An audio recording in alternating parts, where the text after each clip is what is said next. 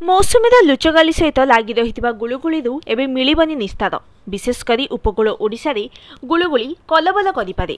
17 तारिख अन्य जिले में बढ़ वर्षार परिमाण। भुवनेश्वर पाणीपाग विभाग पक्षर यह आकलन कर 17 और 18 तारिख दक्षिण ओडिशा रे वर्षार संभावना थिबारु पूर्वानुमान करिछि पाणीपाग विभाग।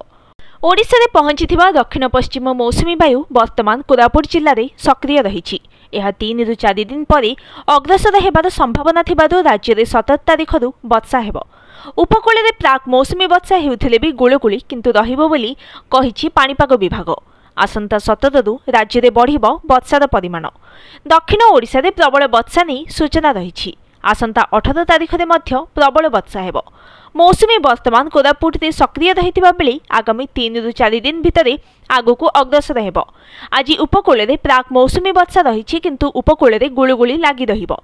आगामी 5 दिन जाए काल बैशाखी वर्षा विभिन्न स्थान में रहिबो।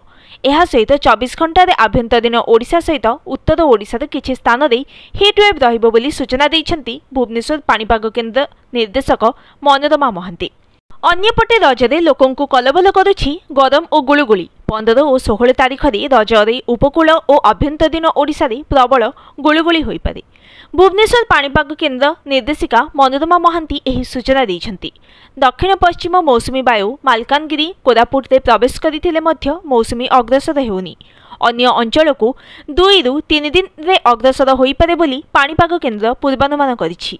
तेबे आगामी 3 दिन जाए दक्षिण ओडिशा रे काल बैशाखी संभावना रही। मयूरभंज, केन्दुझर, सुंदरगढ़, झारसुगुड़ा, संबलपुर को हिट वेव वार्निंग जारी करा जायछि। Bureau report, news today.